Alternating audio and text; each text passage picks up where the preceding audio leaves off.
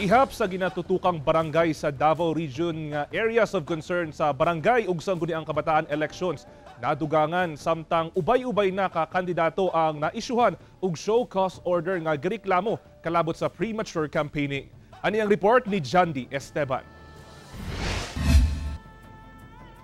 Nadugangan ang ihap sa mga barangay sa Davao Region nga ginatutukan sa otoridad subay sa taliabot nga barangay ug sangguniang kabataan elections. Gikan sa tulo, misaka na sa 8 ka areas of concern ang ginalantaw karon sa COMELEC ug Police Regional Office 11 nga ubos sa yellow category.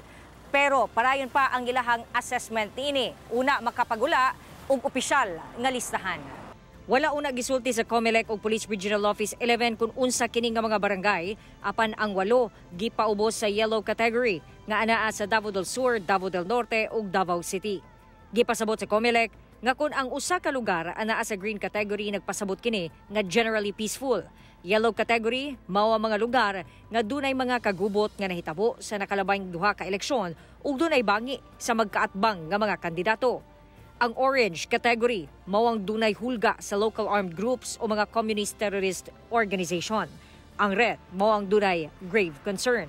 We had a coordinating conference yesterday and then they identified 8 yellow only. So kasi ang yellow is based on the previous elections na medyo may history, kaya nag-yellow sila.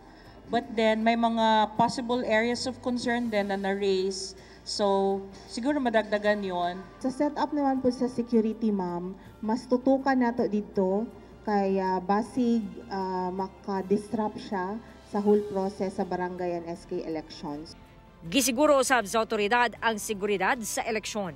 Kapin 3,000 pulis ang i-deploy sa kapin 9,000 polling centers sa pakigalayon sa ubang law enforcement agencies. So ang kaya lang ni PNP na bantayan is 2 PNP personnel per polling places. And then depende na kay Chief of Police or kang STACOM kung malaki masyado yung polling places, ang mas maraming precinct compare sa ibang schools or polling places, pwede tayong magdagdag. Samtang sa tala sa COMELEC, 28 ka kandidato na ang ilahang naisyuhan ng show cause order mahitungod sa reklamong premature campaigning nga usa ka election offense. Kung mapamatudan, makasuhan o ma-disqualify ang kandidato. 2 sa Davao Oriental and all the rest Davao Norte sa Samal. Candidates. Kasi isang poster na nila, marami man sila. So kaya each of the candidate pinadalhan ng Kauban si Jojo Sularte sa kamera. Ako si Jandy Esteban para sa At Home with GMA Regional TV.